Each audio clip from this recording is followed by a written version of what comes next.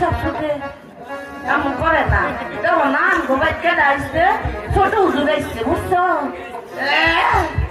এ মায়া কি উনি যে বড় হুজুরের বাড়ি এই শুধু কুত্তা না না এটা কয় না মারবো ছোট হুজুর না না আমি একটু কইরা লই শুধু কুত্তা একটু কইরা লই আসসালামু আলাইকুম ওয়ালাইকুম আসসালাম মালিক। তো আমি তো ভালো আছি আপনি কেমন আছেন হ্যাঁ মালিক, আমি অনেক অনেক ভালো আছি।